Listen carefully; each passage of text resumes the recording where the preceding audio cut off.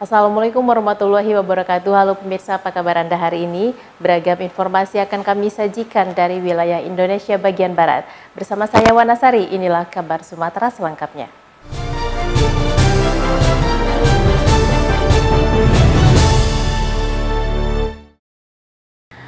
Meski dalam kondisi yang kurang baik akibat dampak COVID-19 yang melanda Indonesia, namun pencapaian produksi pupuk sepanjang tahun 2021, PT Pusri berhasil melampaui target 100% lebih dari 3 jenis pupuk yang diproduksi.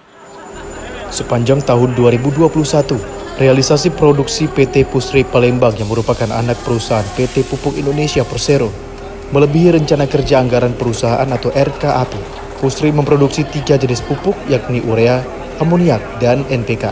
Direktur Utama PT Pusri, Tri Wahyudi Saleh, yang langsung memantau proses pengantongan pupuk terakhir 2021 dan perdana tahun 2022 di area pabrik PT Pusri menjelaskan, selama tahun 2021 pihaknya optimis dapat melampaui target dari yang ditetapkan. Saat ini jumlah pupuk yang tersedia di PT Pusri terbilang cukup, bahkan persediaan pupuk hingga bulan Maret 2022 nanti sudah disiagakan. Dengan kelebihan stok pupuk ini, Pusri optimis mewujudkan mimpi perusahaan dengan laba sebesar 1 triliun rupiah. PT Pusri juga berkomitmen kepada pemerintah bahwa Pusri siap untuk mendukung program ketahanan pangan nasional, khususnya program kemandirian pangan di Sumatera Selatan. Dikatakan bahwa pada akhir tahun 2021 ini sudah mendekati target dan diharapkan pada tahun 2022 dapat melampaui target. Selain memproduksi urea yang menjadi produk unggulan, misi Pusri juga menyediakan produk dan solusi agribisnis yang terintegrasi. Teman sekalian, kami bertiga di sini manajemen PT Pusri Palembang. Hari ini kami melaksanakan pengantongan akhir di tempat ini untuk kegiatan tahun 2021 dan pengantongan awal untuk kegiatan 2022. Alhamdulillah, kami semua bersyukur atas rahmat Allah SWT. Tahun 2021 kami insya Allah bisa melakukan target. Menyambut 2022 diharapkan seluruh insan Pusri terus mendukung pencapaian program sentralisasi, unit supporting, program transformasi dan implementasi budaya akhlak, serta terus berkontribusi mendukung pemerintah di bidang ketahanan pangan nasional. Dari Palembang, Sumatera Selatan, Febriansyah, TV One mengabarkan. Bentuk kontribusi terhadap program pemerintah di bidang pertanian dan ketahanan pangan negeri, PT Pupuk Sriwijaya Palembang meluncurkan produk NPK Kopi dan NPK Singkong dengan formula melalui tahapan riset yang ditargetkan akan mampu memenuhi apa yang menjadi kebutuhan tanaman. Bentuk wujud kontribusi terhadap program pemerintah di bidang pertanian dan ketahanan pangan negeri, PT Pupuk Sriwijaya Palembang meluncurkan produk NPK Kopi dan NPK Singkong dengan formula melalui tahapan riset akan mampu memenuhi apa yang menjadi kebutuhan dari tanaman. Jelang tutup tahun yang bertepatan dengan hari jadi PT Pusri ke-62, PT Pusri Palembang meluncurkan 2 produk yakni NPK Kopi dan NPK Singkong. Peluncuran ini sebagai wujud kontribusi terhadap program pemerintah di bidang pertanian dan ketahanan pangan negeri. Menurut Tri Wahyudi Saleh selaku Direktur Utama, PT Pusri Palembang akan selalu melakukan pengoptimalan yang merupakan salah satu aset, yaitu dengan melakukan penetapan lokasi Kenten Agropark dan Edu yang terletak di Komplek Pusri Taman Kenten. Dan seluruh insan Pusri merupakan one team, one target, one trillion. Sehingga seluruh insan Pusri harus penuh semangat dalam menjalankan spirit tersebut untuk satu target perusahaan, yaitu laba bersih 1 triliun rupiah. Dan pada 2022 PT Pusri akan segera membangun pabrik 3D sebagai bentuk pengoptimalan kinerja PT Pusri. Pada hari ini tanggal 24 Desember 2021 bertepatan dengan ulang Pusri yang ke-62, di mana kami mengambil tema adalah Rise to Reborn. Kami semua semangat bangkit untuk terlahir kembali. Sehingga kami sebagai industri pupuk yang pertama, kami punya keyakinan kita akan bangkit dan besar bersama kita semua. Jadi kami siap melayani masyarakat yang ada di wilayah kerja Indonesia. Dan Pusri punya komitmen terus membantu pemerintahnya untuk mewujudkan ketahanan pangan. Jadi ini adalah rangkaian kegiatan, dan tadi kami sudah bicara, hari ini rangkaian kegiatan. Jadi ini adalah bagian rasa syukur kepada Allah SWT dan kepada semua stakeholders, kami merayakan ulang tahun yang ke-62. Sebagai bentuk permintaan dari para petani, PT Pusri melepas 5 ton NPK Singkong menuju Lampung Tengah. Dari Palembang, Sumatera Selatan, Gadoko Patra, TV One mengabarkan. Masyarakat di 3 desa di Kecamatan Sembawa, Kabupaten Banyuasin, Sumatera Selatan sekarang sudah bisa merasakan nikmatnya jalan yang bagus dan mulus sepanjang 1,6 km. Hal tersebut berdampak pada kelancaran perekonomian bagi 12.000 penduduk desa yang mayoritas berprofesi sebagai petani. Setelah puluhan tahun masyarakat di 3 desa yaitu Desa Sembawa, Desa Pewodadi, dan Desa Limau harus merasakan sulitnya bagaimana melintasi akses jalan utama di Jalan Limau Sembawa, Kecamatan Sembawa, Kabupaten Banyuasin, Sumatera Selatan. Setiap harinya mereka harus berjuang saat akan beraktivitas karena jalan yang mereka lewati sudah puluhan tahun rusak parah. Melalui perpanjangan tangan pemerintah Kabupaten Banyuasin dengan dana bantuan Gubernur Sumatera Selatan, jalan yang rusak dan berlubang ditambah lagi bila hujan turun, jalan ini akan berlumpur yang pastinya akan sulit dilalui. Namun kini setelah adanya pembangunan dari pemerintah setempat, jalan ini sudah sangat layak untuk dilalui, baik pejalan kaki maupun kendaraan roda 2 dan roda 4, sehingga perekonomian masyarakat menjadi lancar. Alhamdulillah selama pelaksanaan pekerjaan di sini karena dukungan dari masyarakat, kami dapat melaksanakan pekerjaan sesuai dengan waktu yang telah ditetapkan oleh kita. Total panjang pekerjaan kita ini Pak 1.600 meter maju, 1.610 meter. Lebar variasi, ada yang 4,5 meter, ada yang 4 meter. Tebal aspal 2 lapis itu Pak. 2 lapis. ACBC sama ACWC. Alhamdulillah, pembangunan jalan ini merupakan satu hal yang sangat diharapkan oleh masyarakat selama ini. Setelah berpuluh-puluh tahun, jalan ini yang merupakan akses bagi 3 desa, Pewodadi, Sembawa, dan khususnya Desa Limau yang selama ini kondisi jalan ini sangat memprihatinkan dan selalu menjadi masalah di masyarakat. Kurang lebih jumlah penduduknya 12.000 penduduk. Mayoritas pekerjaan petani. Dari Banyuasin, Sumatera Selatan, Rizal Samsul, TV One mengabarkan. Kita beralih ke Sumatera Utara. Pemirsa, pemerintah Kabupaten Simalungun dan Kejaksaan Negeri Simalungun, Sumatera Utara melaksanakan kerjasama dan tanda tangan kesepakatan dalam penanganan hukum bidang perdata dan tata usaha negara. Penandatanganan kesepakatan bersama dalam penanganan hukum bidang perdata dan tata usaha negara antara Pemkab Simalungun dan Kejari Simalungun ini digelar di Rumah Dinas Wakil Bupati. Dalam sambutannya, Bupati Simalungun Radia Pohasiolan Sinaga mengatakan dengan telah tercapainya kesepakatan untuk pendampingan dengan kejaksaan telah membuat momentum yang akan membentengi para pengelola anggaran agar merasa nyaman dalam bekerja untuk mempercepat penyerapan anggaran dengan benar dan baik. Bupati menegaskan bahwa penandatanganan kesepakatan bersama meliputi bidang perdata dan tata usaha negara, juga konsultasi hukum terkait dengan pengelolaan anggaran dan keuangan yang diharapkan dapat sesuai mekanisme dan aturan yang berlaku. Selain itu, Radia Poh berharap dengan adanya kesepakatan bersama ini akan terwujud aparat Pemkab Simalungun yang berjiwa profesional, jujur, dan berkualitas serta bebas korupsi. Ini merupakan langkah awal ya yang sangat bagus sekali ya untuk membentengi ya perjalanan pembangunan di kabupaten. Sementara itu, Kepala Kejaksaan Negeri Simalungun, Bobi Sandri, mengatakan bahwa Kejaksaan mempunyai wewenang untuk menjadi jaksa pengacara negara yang memberi pertimbangan hukum terhadap proyek yang akan, sedang, dan sudah berjalan untuk mempercepat pelaksanaan proyek strategis negara sehingga tetap pada jalurnya. Ya, dengan kesepahaman ini atau Memory of Understanding MOU, kami berharap dapat melakukan sinergitas dengan pemerintah Kabupaten Simalungun untuk mewujudkan pembangunan dan mensejahterakan masyarakat khususnya di Kabupaten Simalungun. Artinya kami di sini melakukan pendampingan, melakukan pengawalan, dan apabila tidak dapat dilakukan pendampingan akan kami tidak lanjuti dengan proses hukum lainnya. Proses percepatan untuk pembangunan di Kabupaten Simalungun lancar dan kami bersiap untuk menjadi tameng bagi orang-orang yang ingin mengganggu, orang-orang yang ingin menghambat, dan orang-orang yang ingin menghalangi pembangunan di Kabupaten Simalungun.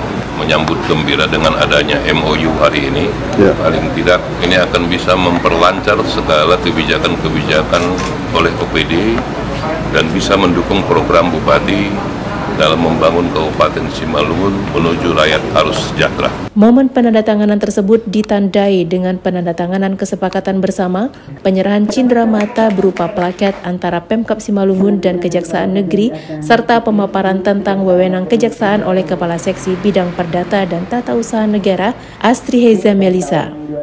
Selain dihadiri tamu dan undangan terbatas dengan prokes yang ketat, acara ini juga dihadiri oleh para asisten, pimpinan OPD, camat yang juga hadir secara virtual oleh sejumlah kepala desa se-Kabupaten Simalungun. Dari Kabupaten Simalungun, Sumatera Utara, Daud Sitohang, TV One, mengabarkan. Dewan Perwakilan Rakyat Daerah Sumatera Utara memperkenalkan 21 calon komisioner Komisi Penyiaran Indonesia Daerah Sumut periode 2021 sampai 2024. Pada tahap perkenalan hari kedua dilakukan sebanyak 11 calon komisioner KPID Sumut. Sebelumnya sudah dilakukan tahap perkenalan terhadap 10 calon dan langsung dipandu Ketua Komisi A DPRD Sumut, Hendro Susanto. Perkenalan tahap kedua ini sebanyak 11 calon komisioner Komisi Penyiaran Indonesia Daerah Sumatera Utara diminta satu persatu menyampaikan secara singkat selama 5 menit biodata dan pengalaman di bidang penyiaran dan informasi. 11 nama calon komisioner KPID Sumut pada perkenalan tahap kedua yakni Muhammad Hidayat, Muhammad Lutfan, Muhammad Sahrir, Nur Hasana Nasution, Ramses Simanulang, Robinson Simbolon, Topan Bilardo Marpaung, Toyi Prasetyo, Tua Abel Sirait, Valdes Junianto Nainggolan, dan terakhir Fiona Sekarbayu. Bagaimana kita tidak hanya dituntut untuk menghasilkan program yang sehat dan berkualitas, tapi juga mungkin yang tadi seperti Pak Hendro katakan, bagaimana kita menjalin kerjasama dengan pemerintah, dengan pihak swasta, dengan klien, agar lembaga penyiaran itu bisa survive.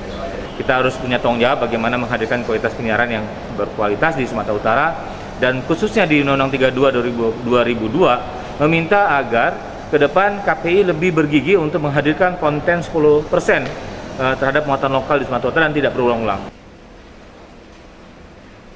Ketua DPRD Sumut, Baskami Ginting, sebelumnya menyampaikan pihaknya tidak ingin mencampuri proses seleksi calon komisioner penyiaran Indonesia Daerah Sumut. Ia berharap pemilihan berjalan demokratis dan menghasilkan calon yang bersinergitas dan berkompeten. Dari Medan, Fahmi, TV One, mengabarkan. Universitas Pembangunan Pancabudi Medan menggelar wisuda ke-67. Sebanyak 564 mahasiswa dinyatakan lulus dari berbagai program studi, mulai pasca sarjana, sarjana, dan diploma. Sebanyak 564 mahasiswa dari perguruan tinggi Universitas Pembangunan Pancabudi Medan dinyatakan lulus dari berbagai program studi, yakni pasca sarjana, sarjana, dan diploma. Wisuda ke-67 Universitas Pembangunan Pancabudi tahun 2022 telah banyak melahirkan sejumlah wisudawan dengan lulusan terbaik. Salah satunya adalah Benny Ricardo, wisudawan dari program studi Magister Ilmu Hukum dengan nilai tertinggi 4,00. Benny Ricardo, anak kandung dari pasangan Suprapti dan Sukirno, merupakan warga Kota Binjai, adalah seorang anggota kepolisian yang bertugas di wilayah hukum Polda Sumatera Utara. Nilai tertinggi 4,00 yang diraih Benny Ricardo menjadi kebanggaan sang orang tuanya. Dari 564 wisudawan yang diwisuda, ada beberapa sarjana terbaik dengan predikat sangat memuaskan atau cum laude. Salah satu adalah Bang Benny Ricardo dari Polda, menjadi wisudawan terbaik cum laude dengan IPK 4,000. Usai mengikuti acara wisuda pasca sarjana, Benny Ricardo yang didampingi istri langsung menjumpai ibu kandungnya yang sejak pagi menunggu di luar gedung. Saya orang tuanya sangat bangga. Karena dia anak kami bungsu, Pak Santa, kalau dia ini bisa dari meraih prestasi yang bisa prestasi yang sekarang inilah. Karena dari dulu dia orangnya nggak pala kali, itu anaknya manja, nggak nyangka aja gitu. Gimana orang tua jadi bangga lah sama dia ini ya, sampai bisa dapat, nggak nyangka lah gitu bisa dapat prestasi S2-nya dia. Dengan ilmu yang dicapai kepada alumni diharapkan dapat bermanfaat di kalangan masyarakat. Dari Medan, Fahmi, Dodi TV One mengabarkan. Ada yang unik dalam upacara HUT Kementerian Agama atau Hari Amal Bakti ke-76 di Kabupaten Rejang Lebong, Bengkulu. Tak seperti biasa, para peserta upacara mengenakan pakaian adat Nusantara dari 34 provinsi. Selain itu, pembacaan doa secara bergantian dan dipimpin oleh pemuka agama dari 5 agama besar di Indonesia. Dengan mengenakan pakaian adat lengkap dari 34 provinsi di Indonesia, mulai dari Aceh hingga Papua, para peserta upacara yang terdiri dari pegawai kantor Kementerian Agama di Kabupaten Rejang Lebong, Bengkulu ini tampak antusias mengikuti upacara memperingati Hari Amal Bakti atau HUT Kementerian Agama ke-76. Selain para peserta upacara yang mengenakan pakaian adat, pembacaan doa dalam upacara ini juga dipimpin oleh pemuka agama dari 5 agama, yakni Islam, Kristen, Katolik, Kristen Protestan, Hindu, dan Buddha. Pembacaan doa pun dilakukan ke-5 pemuka agama secara bergantian. Hal ini baru pertama kali dilakukan, meski harus berdandan dan menyewa pakaian adat, para pegawai Kementerian Agama mengaku antusias mengikuti upacara ini sebagai wujud keberagaman dan kebinekaan adat istiadat dan agama di Indonesia. Pada hari ini sangat istimewa, bahkan tadi Bapak Bupati langsung menyampaikan, selama Kementerian Agama ini berdiri baru kali ini dilakukan inovasi yang luar biasa, yaitu tampil pada saat upacara itu menggunakan pakaian adat dari 34 provinsi dengan agama yang dipimpin dengan 5 agama seperti itu. Dalam pelaksanaan ini kita mengedepankan budaya, jadi 34 budaya baju adat setiap provinsi hadir dalam pelaksanaan ini ditambah dengan peserta upacara yang lainnya, dan ini kita membuat konsep tentang moderasi beragama. Seperti pembacaan doa tadi sudah dibacakan semua agama, dipimpin semua agama, juga dengan budaya Indonesia yang begitu luas, 34 provinsi hadir dalam pelaksanaan upacara kita ini. Dengan mengenakan pakaian adat sebagai identitas semua provinsi di Indonesia dan melibatkan pemuka agama dari seluruh agama, diharapkan semakin menumbuhkan toleransi dan kerukunan umat beragama bagi jajaran Kementerian Agama dan seluruh masyarakat di Kabupaten Rejang Lebong maupun seluruh masyarakat di Indonesia. Dari Bengkulu, Ferry Yustika, TV One mengabarkan. DPD PDI Perjuangan Sumatera Utara rayakan Natal dan Tahun Baru bersama 5 DPC se-Kepulauan Nias. Acara dipusatkan di pertapakan kantor PDIP Kabupaten Nias di Kecamatan Gido. Perayaan Natal dan Tahun Baru Partai PDI Perjuangan Sumatera Utara kali ini digelar di 2 wilayah, pertama di Tapanuli Utara dan kedua adalah dipusatkan di Kepulauan Nias. Dalam perayaan Natal kali ini sengaja diadakan di Kabupaten Nias, yaitu di Desa Sowe, Kecamatan Gido, sekaligus guna menggalang dana awal dalam pembangunan kantor DPC PDI yang pertama sekali terbangun di Kepulauan Nias. Pada Natal tersebut, Ketua DPD Partai PDI Perjuangan Sumatera Utara, Rapidin Simbolon, bersama Ketua DPRD Provinsi Sumatera Utara langsung turun ke Pulau Nias. Tema Natal kali ini yang diangkat adalah Cinta Kasih Kristus yang menggerakkan persaudaraan.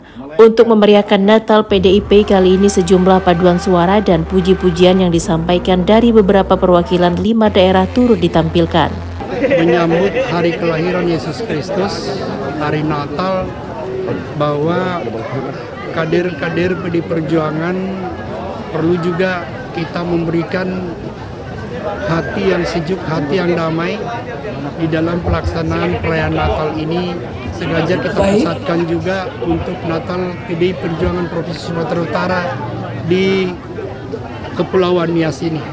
Kebetulan lokasi ini dipilih, satu karena memang berada di tengah-tengah masyarakat. Yang kedua memang kebetulan lokasi ini tidak perlu kami sewa lagi, tidak perlu kami cari-cari, memang ini sudah tersedia untuk kantor DPC PDI Perjuangan Kabupaten Nias. Jadi ya sekalian kami bangun di sini untuk perayaan Natalnya.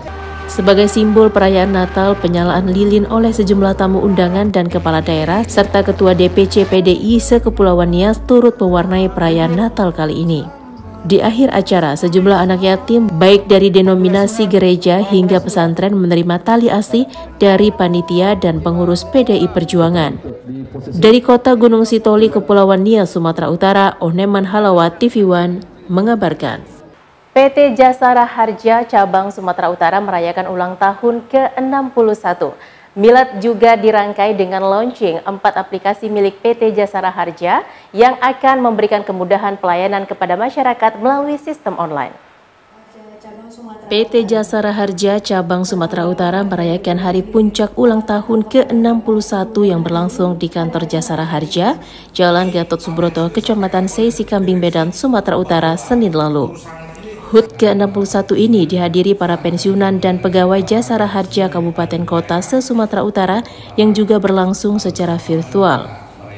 Jasara Harja juga memberikan penghargaan terhadap pegawai berprestasi. Acara juga dilakukan dengan pemotongan tumpeng. Dalam hal ini, PT Jasara Harja berkomitmen untuk melindungi masyarakat Indonesia, di mana PT Jasara Harja memperkenalkan 4 aplikasi guna memberikan kemudahan pelayanan melalui sistem online.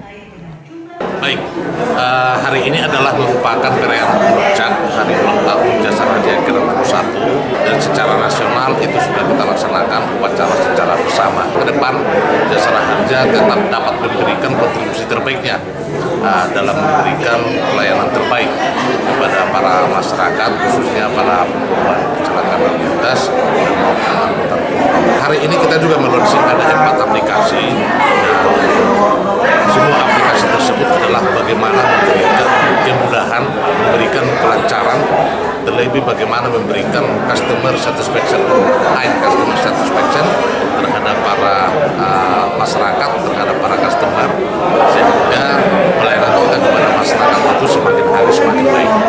Adapun aplikasi tersebut adalah Simantafku, merupakan aplikasi untuk pembayaran iuran wajib kendaraan bermotor umum, Serena, aplikasi sistem penagihan mitra binaan PT Jasara Harja, Sitapos, sistem informasi tagih pajak optimal melalui SMS Blast atau pengiriman massal, dan Siwanda merupakan aplikasi tagih pajak kendaraan melalui pesan WhatsApp. Melalui aplikasi ini diharapkan dapat bermanfaat dalam optimalisasi pajak kendaraan bermotor dan sumbangan wajib dana kecelakaan lalu lintas. Dari Medan, Sumatera Utara, tim TV One mengabarkan. Memeriahkan Tahun Baru 2022, PSSD Kabupaten Dairi gelar turnamen sepak bola antar instansi di Kabupaten Dairi. Turnamen yang dilaksanakan di lapangan Sudirman Makodim Dairi ini bertujuan untuk mempererat silaturahmi melalui olahraga sepak bola. Beginilah suasana kegiatan turnamen sepak bola dalam memeriahkan Tahun Baru 2022 yang digelar di lapangan sepak bola Sudirman Makodim Dairi. Kegiatan turnamen ini diikuti beberapa instansi pemerintahan dari Pemkab Dairi dan Kodim Dairi, serta beberapa instansi lainnya. Turnamen ini memperebutkan piala PSSD. Menurut Ketua PSSD Kabupaten Dairi, Pasiono Sihombing, dengan kegiatan turnamen ini diharapkan dapat mempererat silaturahmi sesama instansi yang ada di Kabupaten Dairi. Selain turnamen bola antar instansi, PSSD Kabupaten Dairi juga berencana akan menyelenggarakan kegiatan turnamen bola antar kabupaten yang rencananya akan digelar awal tahun 2022. PSSD Dairi cukup berterima kasih atas dukungan Erick Thohir yang benar-benar memperhatikan dunia olahraga di Kabupaten Dairi. Kegiatan hari ini kita laksanakan dalam rangka mengakhiri tahun 2021 dengan mengajak kawan-kawan pecinta sepak bola di Dairi. Jadi ada kolaborasi di sini antara TNI Polri, kemudian pengurus sepak bola Dairi, digabung dengan pemerintah Kabupaten Dairi. Jadi kita buat ini sekaligus memberikan hiburan kepada masyarakat Dairi, sekaligus membangun silaturahmi dengan masyarakat Dairi. Kita sangat terinspirasi dengan gerakan-gerakan Pak Erick Thohir. Beberapa bantuan dari Erick Thohir seperti bola dan bantuan lainnya diharapkan bisa memberi semangat dunia olahraga, khususnya sepak bola di Kabupaten Dairi. Dari Kabupaten Dairi, Irfan, TV One mengabarkan. Kamar Dagang Indonesia menyerahkan tali asih berupa 6 ekor sapi kepada umat Kristiani warga 3 desa dan 1 dusun pengungsi bencana erupsi Gunung Api Sinabung di lokasi relokasi Siosar. Kadin berharap dengan bantuan ini warga pengungsi bisa bersukacita di tahun yang baru. Bertempat di relokasi Siosar, ratusan warga dari 3 desa dan 1 dusun pengungsi bencana Gunung Sinabung yang belum menempati rumah relokasi diantaranya Desa Sigarang-Garang, Desa Sukanalu, Desa Mardinding, dan Dusun Laukawar ini hadir dalam penyerahan bantuan tali asih 6 ekor sapi dalam menyambut Natal dan Tahun Baru 2022. Bantuan ini langsung diserahkan Wakil Ketua Kadin Sarman Simanjorang didampingi Hendrik Simbolon, pengurus Kadin Sumut kepada perwakilan warga dan Wakil Bupati Karo. Dengan adanya bantuan ini, warga cukup berterima kasih kepada Kadin yang masih memberi perhatian kepada warga pengungsi Sinabung di tengah kondisi pandemi COVID-19. Sementara itu, menurut Wakil Ketua Kadin Sarman Simanjorang, selain memberikan bantuan ke korban Gunung Api Semeru, Kadin juga memberikan bantuan ke pengungsi Sinabung pada menjelang Natal dan Tahun Baru. Bantuan ini didapatkan dari donatur di Kadin dalam perayaan Natal Kadin di Jakarta. Kita dari Kadin Indonesia melalui Panitia Natal Kadin Indonesia menyerahkan 6 ekor sapi kepada saudara-saudara kita yang ada di pengungsian erupsi Gunung Sinabung. Ini adalah merupakan bagian daripada komitmen kita dari Kadin Indonesia ya untuk membantu saudara kita yang ada di sini. Terlebih memang kebiasaan masyarakat di sini adalah menjelang Natal Tahun Baru selalu ada pemotongan hewan untuk dibagi bersama kepada warganya. Karena kami juga tahu bagaimana kondisi saudara kita yang di sini juga di pengungsian. Jadi dengan adanya bantuan sapi ini, kami berharap mereka juga bisa bersukacita, ya, memeriahkan menyambut Tahun Baru 2022 bersama keluarga, sahabat dan kerabat. Dari Kabupaten Karo, Irfan TV One mengabarkan. Kejaksaan Negeri Aceh Tenggara menghentikan tuntutan terhadap seorang pemuda yang minta uang hingga mengancam ibu kandungnya pakai celurit. Meski sempat ditahan selama 2 bulan oleh penyidik kepolisian, pemuda tersebut akhirnya mendapatkan penghentian penuntutan berdasarkan keadilan restoratif.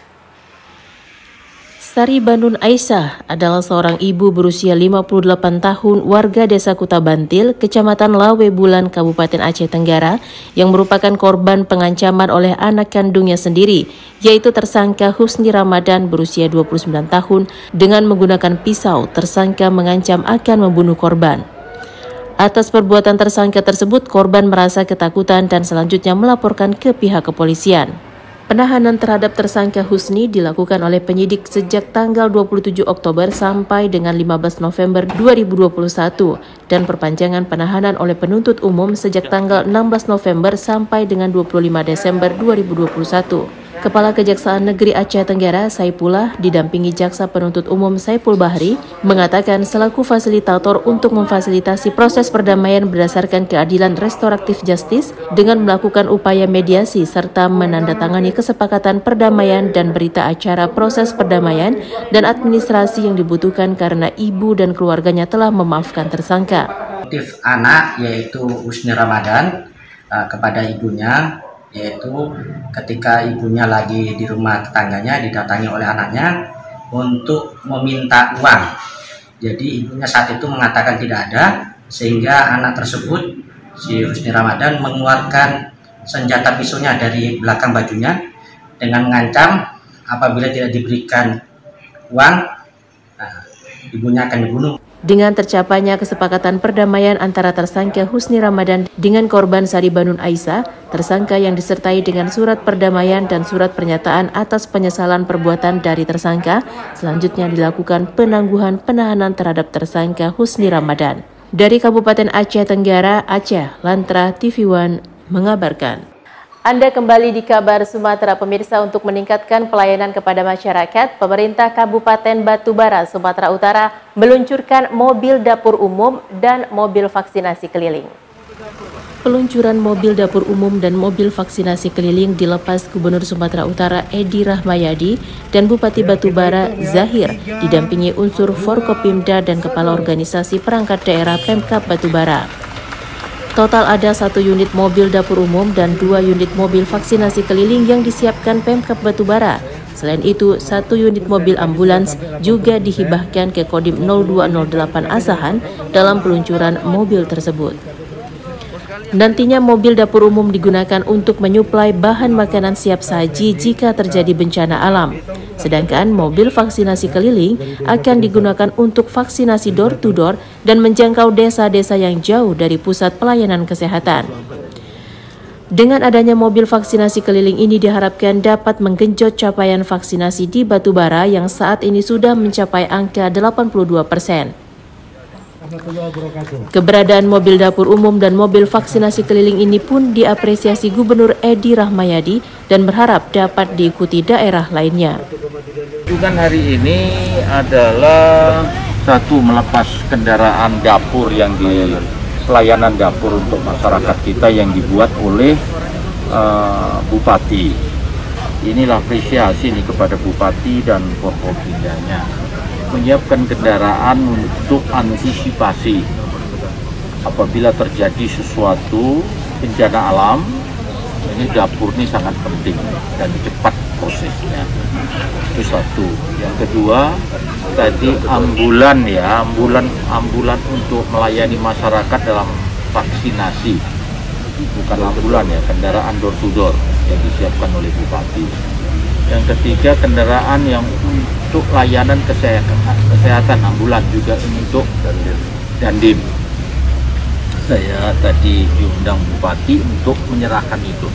Tapi semua pure APBD Kabupaten Batubara. Dari Batubara, tim TV One mengabarkan. Ratusan simpatisan Partai Nasdem dari 15 kecamatan di Musi Banyuasin, Sumatera Selatan mendatangi kantor DPRD. Mereka menuntut salah satu anggota DPRD dari partai tersebut yang telah dipecat oleh Ketua Umum Surya Paloh untuk segera turun dari jabatannya. Ratusan massa simpatisan Partai Nasdem yang berasal dari 16 kecamatan di Musi Banyuasin, Sumatera Selatan mendatangi kantor DPRD Selasa 4 Januari 2022.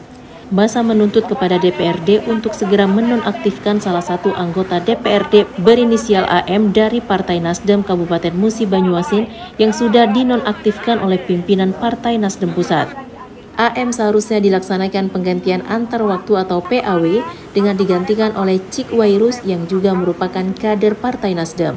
Pada hari ini tentunya mengawal surat dari Surya Paloh Ketum yang tertanggal 20 September 2021, tentunya ada penggantian antar waktu antara Insinyur Pak Wairus dan Amirul Mukhtar.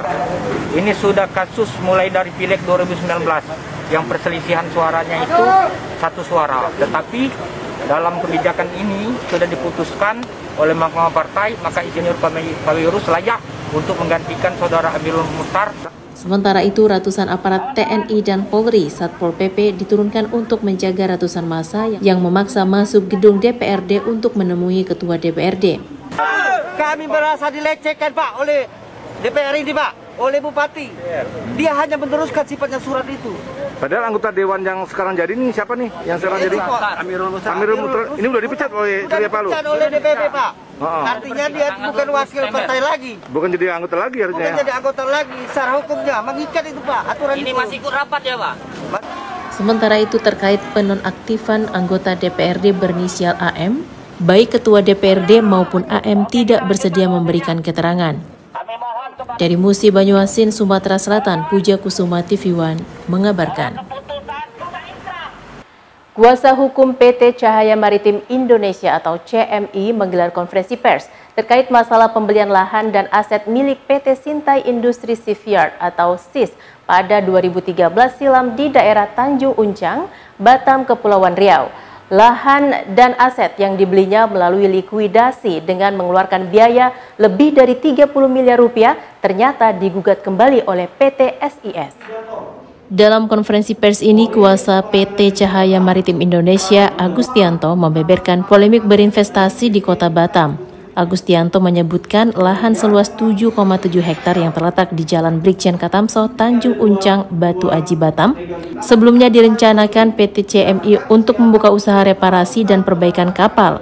lahan dan aset milik PT Sintai itu telah dibelinya melalui likuidator senilai 30 miliar rupiah lebih.